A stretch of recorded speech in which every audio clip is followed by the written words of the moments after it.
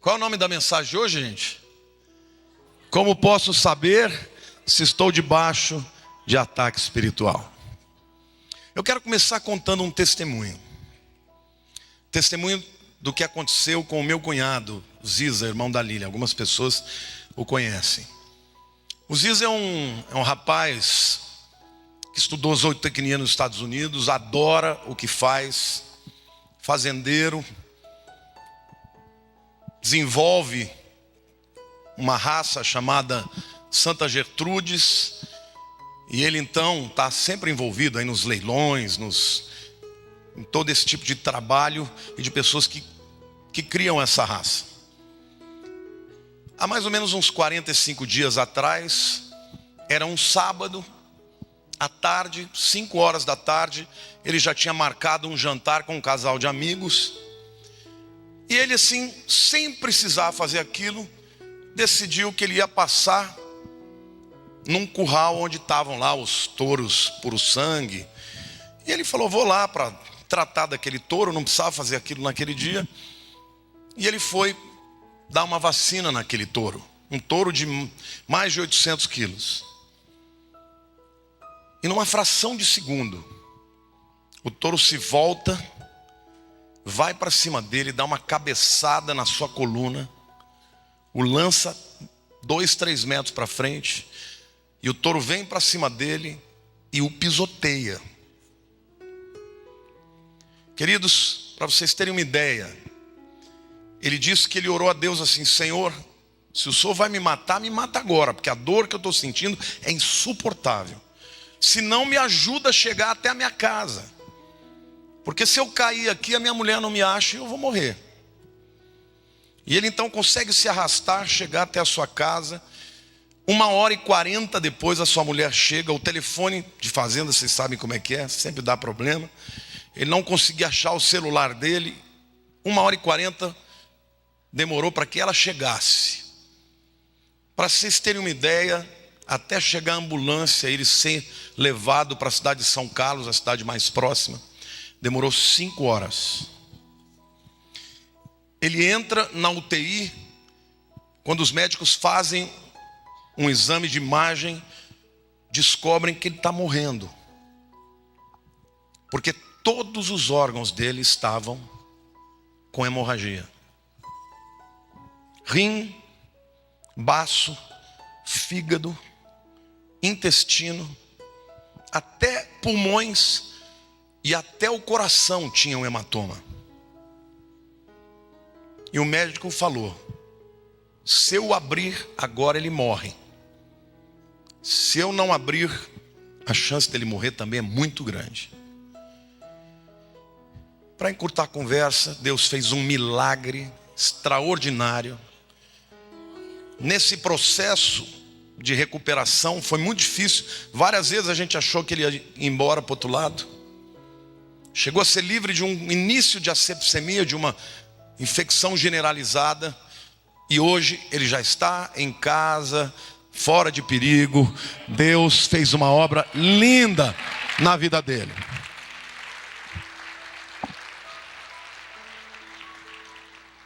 E ele disse assim para Flaviana, a esposa, ele falou: meu amor, por que eu fui lá? Que descuido meu.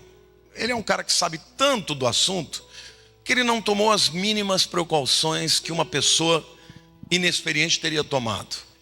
E ele falou: por uma fração de segundos, eu quase perdi a vida. Sabe, queridos, na vida espiritual também é assim. Às vezes a gente está vivendo a vida e não percebe que o inimigo pode lançar um ataque contra nós com o objetivo de nos matar. E de uma hora para outra você está tudo bem, e de uma hora para outra algo parece que o mundo cai. E você não discerne que aquilo é um ataque espiritual. É muito importante você entender que nós estamos em guerra. Você pode até ter momentos de paz, de tranquilidade, mas nós estamos em guerra. E hoje, a mensagem de hoje, eu quero trazer para vocês alguns sinais que evidenciam quando a gente está vivendo um momento de guerra. Porque em momento de guerra, querido, você tira a roupa de lazer e põe a farda. Porque no momento de guerra, se você não entrar em guerra contra o mundo espiritual, você vai sucumbir. E hoje eu quero dar alguns sinais de que você pode estar vivendo um momento de guerra. E vou também no final te dar algumas direções de como sair disso e como vencer. O primeiro sinal de que nós estamos debaixo de ataque é a perda do desejo espiritual. Eu quero ler um salmo para você que revela uma pessoa que está muito bem no seu relacionamento com Deus. Salmo 63, 1-7 diz assim: ó Deus, Tu és o meu Deus forte, eu te busco ansiosamente, a minha alma tem sede de Ti. Meu corpo Te almeja como terra árida, exausta, sem água. Assim eu Te contemplo no santuário, para ver a Tua força e a Tua glória, porque a Tua graça é melhor do que a vida. Os meus lábios Te louvam. Assim cumpre-me bem dizer-te enquanto eu viver. Em Teu nome levanto as mãos. Como de banho e de gordura farta-se a minha alma, e com júbilo nos lábios a minha boca Te louva. No meu leito, quando de Ti me recordo, e em Ti medito durante a vigília da noite. Porque Tu tens sido auxílio, à sombra das Tuas asas eu canto jubiloso. Esse é um retrato de uma pessoa que está de bem com Deus. Tem saudade da Sua presença. Tem saudade de louvar o Seu nome. Tem saudade de ter um momento de comunhão com Ele. Você já viveu um momento assim? O primeiro amor, onde qualquer palavra que se pregasse, você sentiu o seu interior revirando. As lágrimas descem, a alegria toma a sua vida. Na hora do louvor, você levanta as suas mãos. Esse é um momento de pujança, de força, de exuberância, que torna você um inimigo imbatível. Mas o mundo espiritual nos mostra que em alguns momentos Satanás começa a rodear para sugar a sua energia, para roubar a sua alegria, para roubar a fé, a simplicidade. E você já começa a não ter mais prazer nas coisas espirituais. O poder de Deus pode estar sendo derramado, você pode estar num lugar de adoração e você está incomodado. Ah, mas essa pregação está muito chata, esse louvor está desafinado. Isso é uma evidência, querido, de que você pode estar debaixo de ataque espiritual. Porque o inimigo das nossas almas, ele sabe que uma pessoa alinhada com Deus é forte. Mas uma pessoa distante de Deus é uma presa fácil. Diga para a pessoa do teu lado: como está a sua alma? Você tem sede de Deus? O segundo sinal de que nós podemos estar debaixo de ataque é a fadiga. Fadiga física, fadiga emocional, fadiga espiritual. Eu não estou dizendo aqui aquela fadiga que é resultado de um exercício físico, né, de uma corrida ou de um jogo que você participa. Essa é uma fadiga gostosa, né? Porque o corpo de um lado secreta ácido lático, do outro lado secreta endorfina. Então é aquele cansaço gostoso que o teu corpo vai recuperar. Eu estou falando daquele cansaço que você sente o dia inteiro. Você levanta de manhã com dor no corpo. Você passa o dia cansado, abatido, a sua alma está abatida, como se tivesse sugado a sua energia. Quem já sentiu isso? Querido, isso é ataque. Você pode até ter explicações fisiológicas, né? Você pode até dizer: não, eu estou num processo de depressão. E é verdade. A depressão faz isso tudo, é um desbalanceamento dos neurotransmissores, aqueles hormônios que fazem as ligações, as sinapses do cérebro. E a gente sabe que uma pessoa debaixo de depressão, uma depressão profunda, a velocidade de transmissão do pensamento é até 40 vezes mais lenta do que uma pessoa normal. Essa é uma explicação científica, verdadeira. Mas o que está por detrás disso? O que provoca isso? Pode ter certeza que tem uma razão espiritual. E você está debaixo dessa exaustão física, emocional e espiritual que faz com que você não tenha vontade de buscar a Deus. Isso é um sinal evidente de que você está debaixo de ataque. O ser humano é um ser tricotômico. Você é corpo, você é alma e você é espírito. E portanto, para que você esteja em plenitude de vida, você precisa estar bem nestas três áreas. Não adianta só tratar de uma ou de duas, tem que tratar das três. Uma pessoa, para ser sã, tem que estar bem no corpo, bem na alma e bem no espírito. Até os grandes homens, as grandes mulheres, podem passar por esse tipo de ataque. Vocês conhecem a história de Elias, que enfrentou os profetas de Baal e de Azera, 850 falsos profetas, num grande desafio em qual Deus era o verdadeiro, Deus de Israel ou os Baalins. E depois de um dia inteiro de provocações, de buscas, os falsos profetas dilacerando o seu corpo, fazendo gritarias, Elias só olhando. E eles fizeram um desafio, fizeram 2 altares e disseram: o Deus que responder com fogo, este é o Deus verdadeiro. E os falsos profetas foram naquele tempo todo gritando, se dilacerando, batendo no corpo, e nada. Elias, senhor daquele momento, dizia: onde que está o Deus de vocês? Está dormindo? Será que ele foi viajar? E eles aumentavam os gritos, e nada. E de repente Elias levanta os olhos para o céu e diz: Senhor, manda fogo agora e queima este altar. E o Senhor mandou fogo do céu e queimou aquele altar com tudo, irmãos. Queimou o sacrifício, queimou o altar, até a água que ele pôs em volta queimou, evaporou. E Elias então sai dali e sozinho com uma espada mata os 850 profetas. Aí em seguida, a Bíblia diz que Jezabel, a princesa, a rainha e esposa de Acabe, lá em 1 Reis 19, 1-4, vejam o que aconteceu. Acabe fez saber a Jezabel tudo quanto Elias havia feito, e como matara todos os profetas à espada.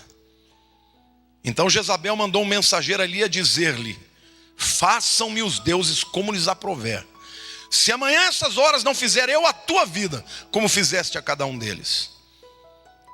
Temendo, pois, Elias levantou-se, e para salvar sua vida se foi, e chegou a Berseba, que pertence a Judá, e ali deixou o seu moço. Ele mesmo, porém, se foi ao deserto, caminho de um dia, e veio e assentou debaixo de um zimbro, e pediu para si a morte, e disse: basta, toma agora, ó Senhor, a minha alma, pois não sou melhor do que os meus pais. Depois daquela grande batalha, Elias estava fragilizado, cansado fisicamente, cansado emocionalmente, e é nessa hora que veio a afronta de Jezabel. Imagine, o camarada enfrentou 850 profetas sozinho, ficou com medo da palavra da rainha, e ele foge. E a Bíblia diz que ele caminha um dia, e quando ele chega, além de emocionalmente extenuado, ele está exausto fisicamente.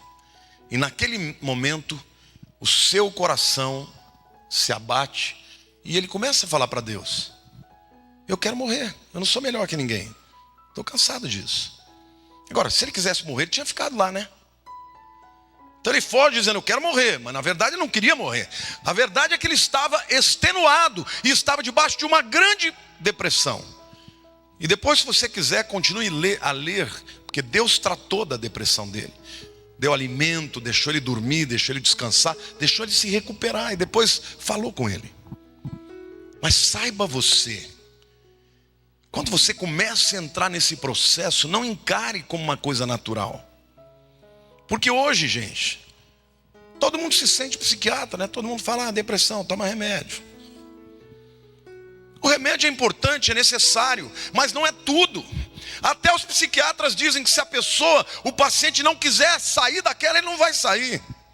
Então eu quero dizer para você, o mesmo espírito que quer te levar a uma depressão profunda é aquele que quer te matar, mas Deus quer te dar vitória, e você vai sair dessa em nome de Jesus, porque Deus quer te levantar como um guerreiro, para pisar na cabeça do inimigo, amém? Terceiro sinal de que estamos em guerra, ou estamos debaixo de ataque, é a falta de recursos. Claro que nós sabemos que o Brasil está em recessão, é óbvio. Não precisa ser um economista para perceber as consequências das más administrações, do roubo, dos desmandos. Mas deixa eu lhe dizer algo muito importante. Há momentos na vida de uma pessoa que parece que tudo que ela faz dá errado. Já passou por isso? Você vai fazer um negócio, na hora H, a pessoa pula fora. Tua empresa que estava lá indo bem, de repente começa a dar tudo errado. Teu carro começa a quebrar. Pessoas começam a roubar. Você percebe que alguma coisa, é um tempo diferente. As coisas estão além do natural. E até as pessoas que não têm um relacionamento com Deus percebem quando isso acontece. Você já viveu isso? Você já experimentou isso ou já viu alguém passar por isso? Deixa eu lhe dizer algo. Por que o inimigo das nossas almas ataca as nossas finanças? Porque sabe, gente, tem dois momentos concernentes às finanças que são muito perigosos para a gente lidar com o mundo espiritual. O primeiro momento é quando você não tem nada, e o segundo é quando você tem tudo. O indivíduo que não tem nada, ele passa por um processo de cansaço, da dificuldade, da pressão, que chega uma hora que ele quer chutar tudo, e quer desistir. Por isso que o sábio Salomão diz: Senhor, que o Senhor não me dê tão pouco para que eu não me revolte contra ti, mas que o Senhor não me dê tanto para que eu me esqueça de ti. E o segundo momento de perigo é quando você tem tudo, porque o indivíduo que tem tudo, ele passa a acreditar que o dinheiro é a sua segurança. E estas pessoas muitas vezes têm a sua vida destruída e solapada em outras áreas. Tem dinheiro, mas o inimigo vem e rouba, destrói a família, separa o marido, a mulher. Então o encanto, o anelo deste mundo também pode ser muito perigoso. Quando Jesus estava no deserto e foi tentado por Lúcifer, em Mateus 4, 8 e 9, a Bíblia diz assim: levou ainda o diabo a um monte muito alto, mostrou-lhe todos os reinos do mundo e a glória deles, e lhes disse: tudo isto te darei, se prostrado me adorares. Jesus provou as duas realidades. Provou o momento de não ter nada, estava jejuando no deserto. E o inimigo diz: se você é o Filho de Deus, transforma as pedras em pães. Então no momento que você não tem nada, você é tentado a ouvir a sugestão do inimigo. Quando Satanás percebeu que não deu certo, ele levou Jesus num lugar alto e mostrou os reinos deste mundo. Falou: agora, já que você conseguiu me vencer quando não tinha nada, eu quero te oferecer tudo. Na primeira vez Jesus disse: está escrito, porque nem só de pão viverá um homem, mas de toda a palavra que procede da boca de Deus. E eu quero te dizer, querido, que não é o dinheiro que vai lhe dar uma vida bem sucedida. O dinheiro é parte dele, mas você precisa entender que o que vai te dar vitória é um relacionamento com Deus. Agora, o outro lado nos ensina de que nem toda boa oferta vem de Deus. Às vezes aquele negócio lucrativo, porém escuso, é uma cilada na tua vida. Olhe para a pessoa do teu lado e diga assim: dinheiro demais, ilícito, ou dinheiro de menos, pode ser um sinal do ataque espiritual sobre a sua vida. Como é que a gente lida com isso? Crendo na promessa da palavra. Olha o que diz Salmo 37, versículo 25. Fui moço, agora sou velho, porém jamais vi o justo desamparado, nem a sua descendência mendigar o pão. Você pode estar passando uma grande dificuldade, mas Deus está te dizendo, isso é uma prova, mas mendigar o pão você não vai, porque eu cuido de você. Amém? Glória a Deus, aplauda o Senhor, diga eu creio.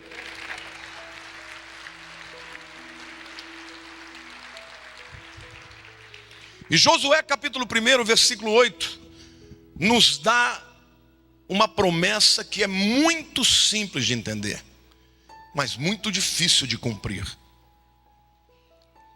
Mas quem se dispõe a cumprir, vai prosperar. Deus fala com ele antes dele entrar na terra para conduzir o povo de Israel que saiu agora do deserto. Não cesses de falar, diga falar, deste livro da lei. Antes medita, diga medita, nele dia e de noite, para que tenhas cuidado de fazer, diga fazer, segundo tudo quanto nele está escrito. Então, diga então, farás prosperar o teu caminho e serás bem sucedido. Amém, irmãos?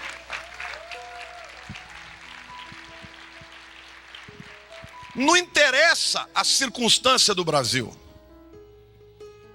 porque Deus, quando põe a mão sobre a vida de alguém, quando o favor de Deus vem sobre essa vida, o favor de Deus, querido, vale mais do que 1000 dias de trabalho. E Deus quer que você entenda esse princípio. Primeiro, falar a palavra. Nós somos muito bons para declarar a maldição na nossa nação, na nossa vida, no nosso negócio. Os próprios crentes dizem, eu vou quebrar. Desse jeito não vai dar certo. Ah, com esse governo que está aí, agora não tem jeito, querido. Não é isso que Deus te chamou para fazer. Isso qualquer ímpio pode falar. O que você vai dizer, Senhor, o Brasil está passando por momentos difíceis, mas eu sou teu filho, eu vou prosperar, porque a tua palavra é a verdade na minha vida. Amém? Olhe para a pessoa ao teu lado e diga, fale a palavra, medite nela e obedeça a ela.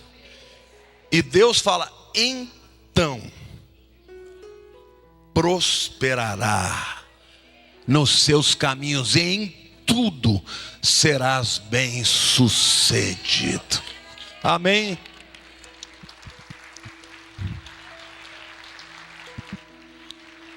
Primeiro você tem que vigiar a tua boca, para não falar algo contra aquilo que é para a sua vida.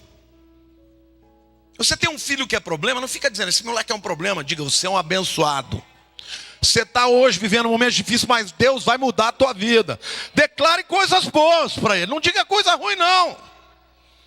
Já basta o mundo para nos diminuir, para nos criticar. Você vai olhar para o teu filho, você não sabe ainda, mas você está separado. Você vai ser uma bênção. Deus tem um propósito para a tua vida, e declare e profetize isso sobre ele. Amém?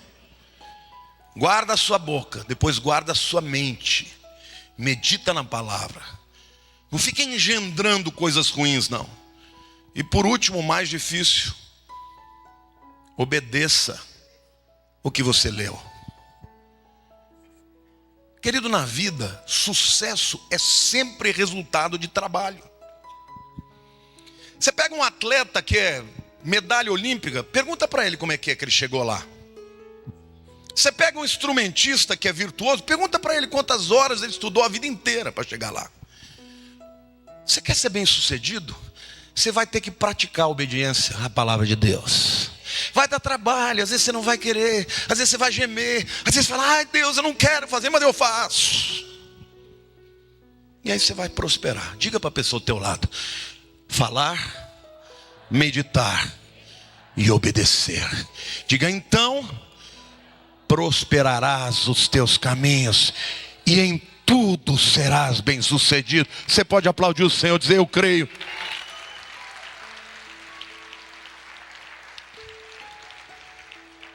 O quarto sinal de que estamos debaixo de um ataque espiritual é uma vida de oração fraca.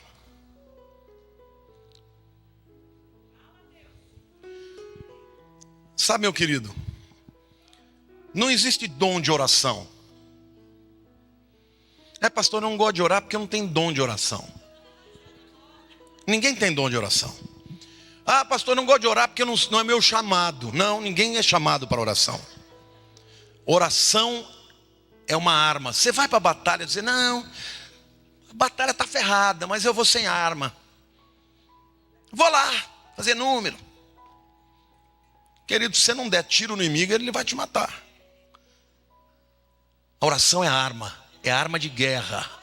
Quando você está debaixo de guerra, querido, você pode saber, você vai ter que dobrar o teu joelho. Você vai ter que entrar naquele quarto escuro, naquele lugar sozinho, e vai ter que derramar a tua vida diante de Deus, e vai dizer, Deus, eu estou em guerra. Eu luto pelo teu chamado. A minha vida, a minha família, a minha empresa é tua. Então, Deus, eu estou em guerra. Amém, irmãos? Quando Jesus falou sobre a igreja, quando Pedro fez a declaração de que Jesus era o Cristo, Jesus falou, Pedro, tu és pedra. E no original tu és lasca da grande rocha. E sobre esta declaração eu declaro, eu levantarei, eu erguerei a minha igreja, e as portas do inferno não prevalecerão contra ela. Amém, irmãos? Agora é interessante porque a Bíblia não diz que as portas da sua casa, não diz as portas da tua empresa, porque os crentes muitas vezes eles estão nessa postura defensiva. O demônio está fazendo, ele está operando, eu vou lá para minha casa e tranca a porta, quem sabe ele não entra. Não, a igreja está avançando. As portas do inferno, nós vamos na boca do inferno para tirar as pessoas que estão lá, os nossos parentes, os nossos amados, os nossos queridos, aqueles que estão fazendo negócio conosco. As portas do inferno não prevalecerão contra a minha igreja. Você está em guerra, meu lindo. Então trate de levar sua arma. Tua arma é a palavra de Deus e a oração. Uma é a arma, a outra é a bala. E quando o inimigo vier, você solta a bala contra ele. Amém? Quando Jesus estava no Getsemane, e ele estava travando a grande batalha da sua vida, porque o chamado dele era morrer pelos pecadores. E naquele momento ele chama os seus 3 discípulos mais próximos, Pedro, Tiago e João. Ele diz, olha, vocês fiquem orando aqui comigo. E lá em Mateus 26, versos 40 e 41, o texto diz assim, e voltando para os discípulos, achou-os dormindo, e disse a Pedro, então nem uma hora pudestes vós vigiar comigo? Vigiai e orai, para que não entreis em tentação. O espírito, na verdade, está pronto, mas a carne é fraca. Se você é aquela pessoa que vai orar, dá sono. Pastor, vou orar, dá um sono. Aí liga a televisão, acorda. É espiritual. É espiritual. Quando você tiver sono, vai lá no banheiro, lava a sua cara. Eu falei, eu vou guerrear. Se não consegue orar baixinho, levanta. Se não consegue orar baixinho, começa a orar alto.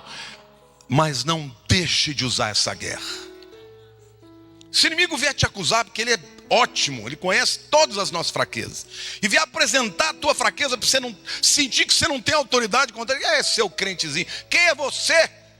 Vai lavar a sua roupa aí, meu filho, antes de ficar vindo falar comigo aqui, vira para ele e fala, que bom que você me lembrou, porque agora eu vou orar, agora eu vou confessar meus pecados e vou contra você, em nome de Jesus, amém? Aplauda o Senhor, diga aleluia!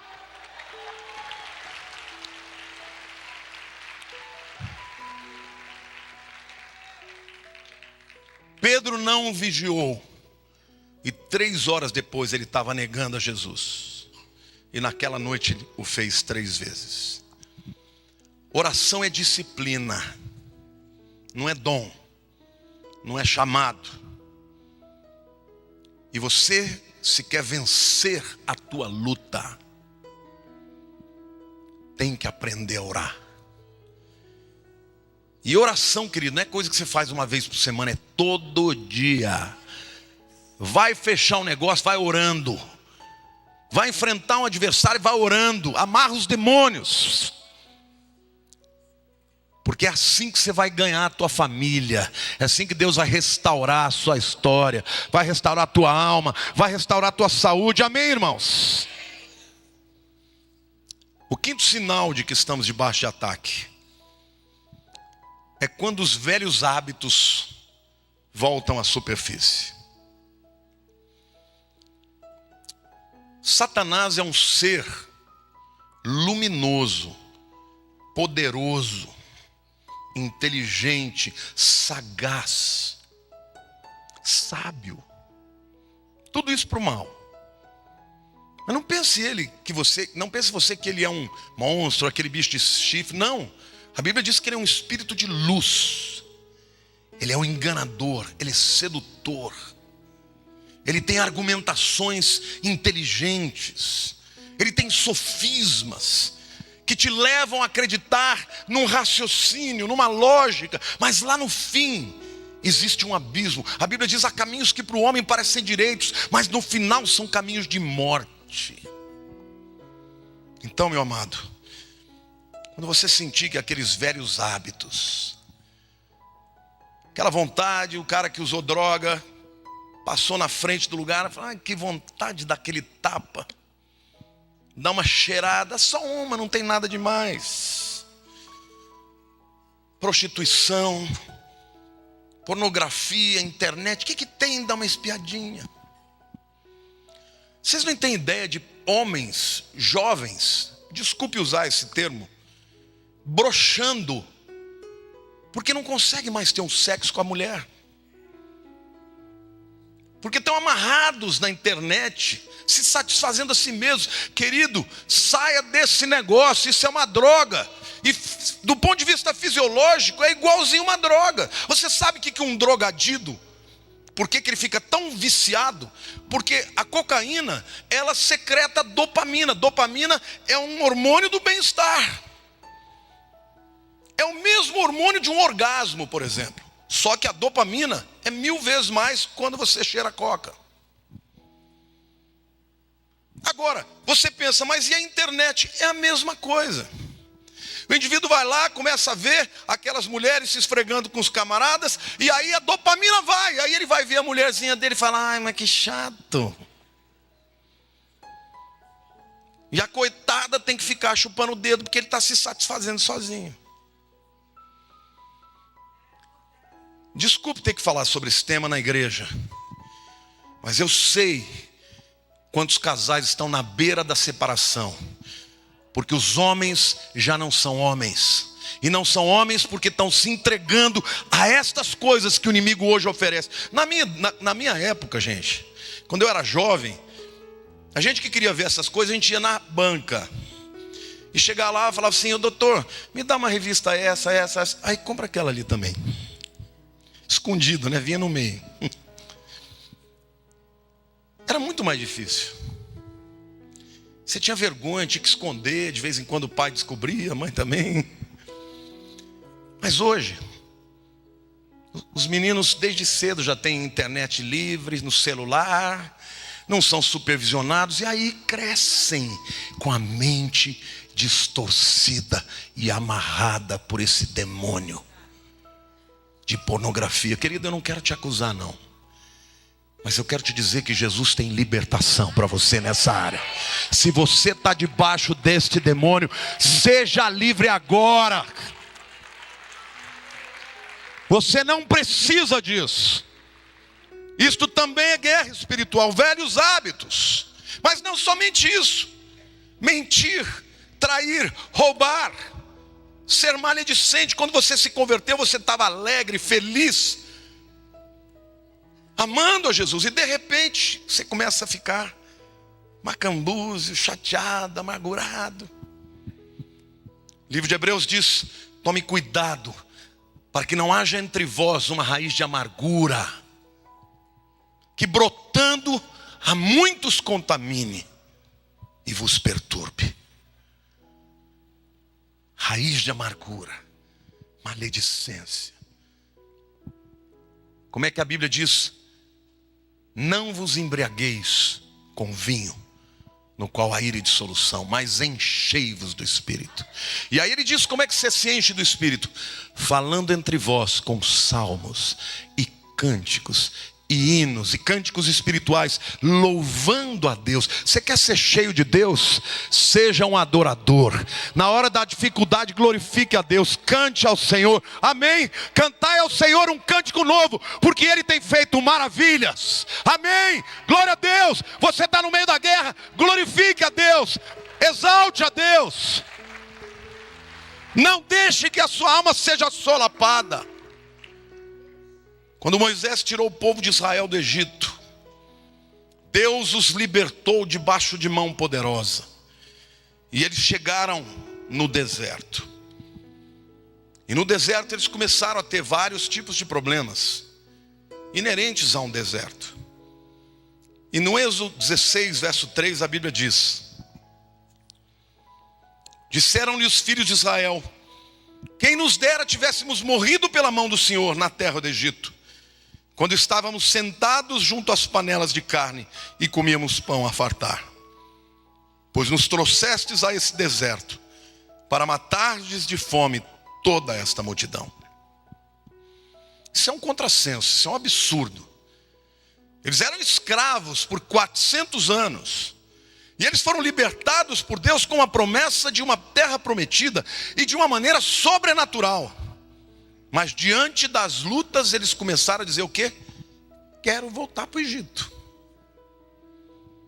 Então quando você começa a desejar voltar para o Egito, meu querido, é porque você está em guerra. Diga para a pessoa do teu lado: o Egito não é terra prometida. Diga para o teu irmão: quando você sentir vontade de voltar para lá, diga assim: peça a Deus que a vontade passa, porque lá não é um bom lugar. O sexto sinal de que a gente está debaixo de ataque é o afastamento dos bons relacionamentos. Você já viu alguma vez nesses Discovery Channel, esses canais de bicho, quando os leões atacam os búfalos? Uma leoa pesa entre 120 a 150 quilos. Um leão macho dos grandes pesa 250 quilos. Os búfalos vão de 700 quilos as fêmeas a mais de 1.000 quilos os machos. E os búfalos são mais numerosos. Como é que os leões conseguem abater um búfalo? Simples. Eles lançam um ataque, e quando esse ataque acontece, os búfalos ficam apavorados e cada um corre para um lado. E quando eles se dispersam, eles veem qual é o animal mais velho, qual é o ferido, e eles abatem. Quando o búfalo, ao contrário, se junta e deixa os fracos no meio e se volta pelos leões, eles fogem. Quando a Bíblia diz que Satanás é como um leão que anda ao derredor, buscando a quem possa tragar, ela está usando essa figura. Porque a técnica dele de ataque é dividir para conquistar. Então quando você ama uma pessoa, tem um irmão querido, e por alguma razão você começa a se afastar deste irmão que é uma bênção na tua vida, o que o inimigo na verdade está fazendo é te tornar mais vulnerável para o ataque. Melhor serem dois do que um. Você precisa de um companheiro de oração. Você precisa de gente que ore com você. Você precisa de gente em quem você confie. E na hora do vamos ver, na hora da luta, na hora da dificuldade, você tenha coragem de abrir o coração, porque aquela pessoa te ama, e aquela pessoa diz assim: você não vai lutar sozinho, eu estou com você. Amém? É isso que a igreja precisa.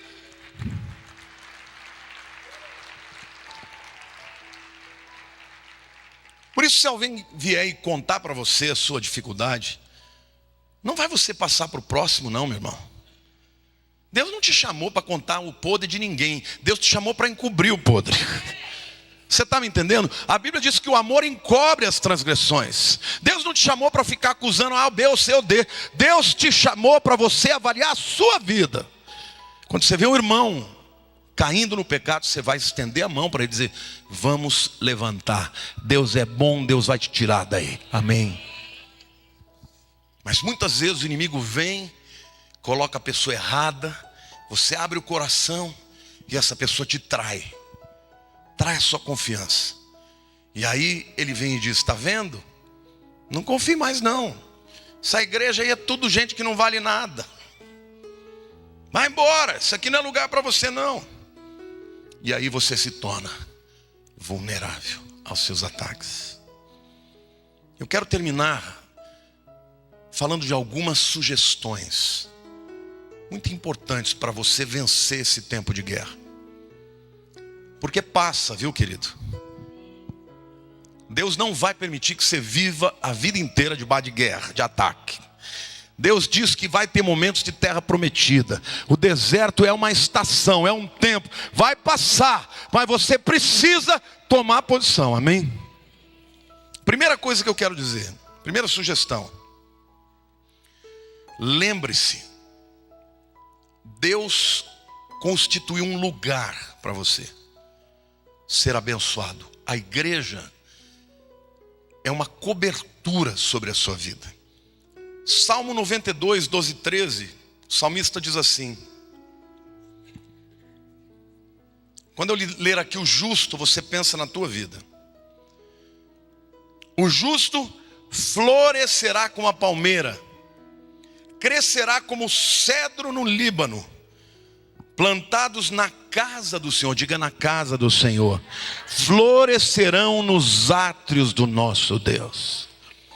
Deus está dizendo que o lugar para você florescer é na sua casa. A igreja, meu irmão, não é perfeita. Não existe nenhuma igreja perfeita. Nem a nossa, nem nenhuma outra. Por isso que eu não gosto de gente que fica falando mal da igreja dos outros. As pessoas deviam falar de si mesmas. As pessoas deviam olhar para dentro de si, para depois ficar criticando os outros. Deus não nos chamou para criticar o outro. A igreja é de Jesus, meu irmão. Então a Bíblia está dizendo que o justo florescerá como a palmeira, nos átrios do Senhor, na casa do Senhor será plantado. Deus te chamou para estar debaixo de uma cobertura espiritual, porque Deus respeita lugar de autoridade. Segunda sugestão: não despreze o tempo e o lugar de oração. Quantos de vocês já assistiram aquele filme O Quarto de Guerra? Quem não viu tem que ver. Tem no Netflix, tem no Apple TV. É muito bom. Tem mais aonde? Na net, normal. Mas não dá para ver qualquer hora, né? Apaga, então tá. Veja, porque vale muito a pena. Fala da importância da oração, amém? Satanás sempre vai querer lhe afastar do corpo de Cristo. Eu quero te dizer também, em terceiro lugar, não despreze a comunhão. Relacionamentos dá trabalho. Dá ou não dá? Quem aqui já foi casado? Tem algum lugar onde você é mais tratado do que no casamento? Quando você casa com aquela mulher, que você fala coisa maravilhosa, aquela pessoa é a pessoa que Deus vai usar para te afiar, para parar as arestas. Não tem jeito, é assim mesmo. Quando eu casei com a Lília, foi fácil para ela, porque eu era maravilhoso.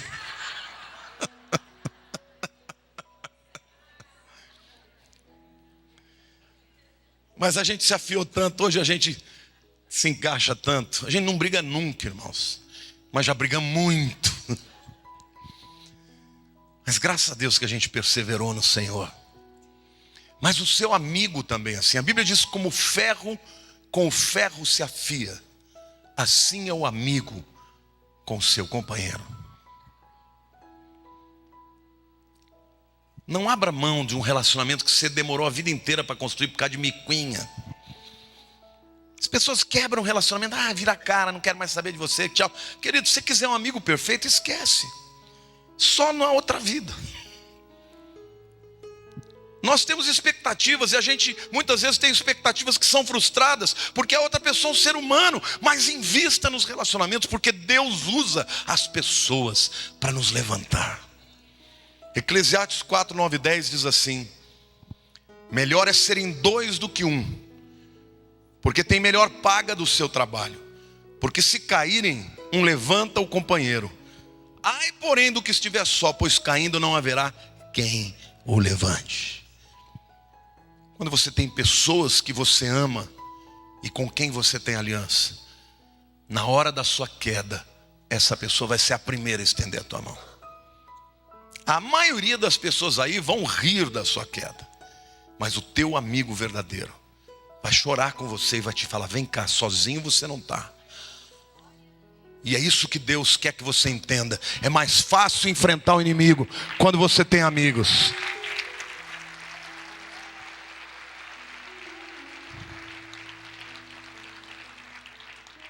E a última verdade que eu quero dizer para vocês: não se separe da sua cobertura espiritual. Hebreus 13, 17, a Bíblia diz assim: obedecei aos vossos guias e sede submisso para com eles, pois velam por vossa alma como quem deve prestar contas, para que façam isso com alegria e não gemendo, porque isso não aproveita a vós outros. Sabe, gente, tem ovelha que faz pastor gemer. Tem ovelha que o pastor olha e fala E tem ovelha que o pastor olha e fica alegre que está chegando. A obediência é honra. É honra. Você tem pai e mãe, eu quero dizer que se você tem pai e mãe, os seus pais vão ser para o resto da vida a autoridade sobre você. Você pode casar, você pode se tornar independente, eles podem até ser dependentes de você, porque os pais acabam depois, sendo cuidados pelos filhos. Mas pai é pai, mãe é mãe. Quando você olhar para o seu pai e sua mãe, olha para cima. Porque quem age assim e dá honra aos pais, o dia que for pai vai receber a honra dos filhos. Honre os seus líderes espirituais. Trate-os como seres humanos que são. Ninguém é perfeito. Mas Romanos 13 diz que toda autoridade foi constituída por Deus. Mesmo quando você está debaixo de uma autoridade que não é boa, como no nosso país, por exemplo, as autoridades têm todos esses tipos de desmandos. Isso não nos dá a liberdade para ficar fazendo chacota com ninguém. Você tem todos os mecanismos. Não gostou, vota contra. Porque essa coisa de ficar fazendo piada não vai mudar o Brasil, irmãos. O que vai mudar o Brasil, as pessoas responsáveis tomar posição e mudar do jeito certo, amém ou não? Mas são autoridades investidas. Você não pode xingar um presidente, ficar brincando, isso não é de Deus. O que é de Deus é você se levantar com a verdade, e se você tem um chamado, vai lá no lugar deles e faça diferente. Amém ou não? Mas sobretudo, você pode mudar o voto. O princípio da autoridade é uma cadeia que Deus estabeleceu. Então, não faça os seus pastores gemer. Não só o seu pastor, seus mentores, as pessoas que ministram sobre a sua vida, os seus intercessores. Obedeça a palavra de Deus. Porque a Bíblia diz o segredo mais simples de vencer o inimigo: sujeitai-vos, pois, a Deus, resisti ao diabo, e ele fugirá de vós. Este é o princípio. Diante da autoridade eu me submeto, diante do inimigo eu resisto, e o resultado é que Deus vai te dar vitória. Amém? Eu queria que você fechasse seus olhos agora.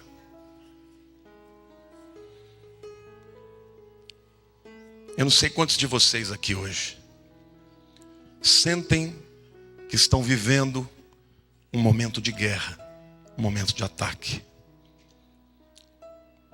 Eu pediria que você ficasse de pé para que eu pudesse orar pela sua vida.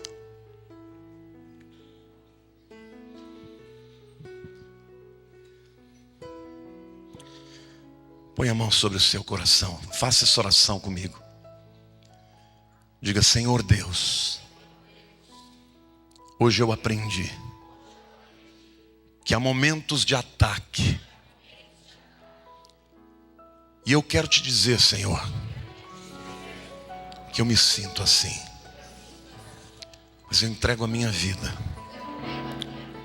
meu coração, meus sentimentos, minha razão ao Senhor. Ajuda-me a me submeter à tua vontade, a te buscar nos momentos mais difíceis, porque a tua promessa diz que quando eu confesso a tua palavra, quando eu medito sobre ela e quando eu obedeço, o Senhor fará prosperar os meus caminhos e me fará bem-sucedido. Que a minha vida seja um exemplo de vitorioso, que é aquele que te segue e que crê em ti. Em nome de Jesus, eu me arrependo de todas as atitudes diferentes da tua palavra. Ajuda-me, Senhor, a andar na tua vontade, para a honra e glória do teu nome. Em nome de Jesus.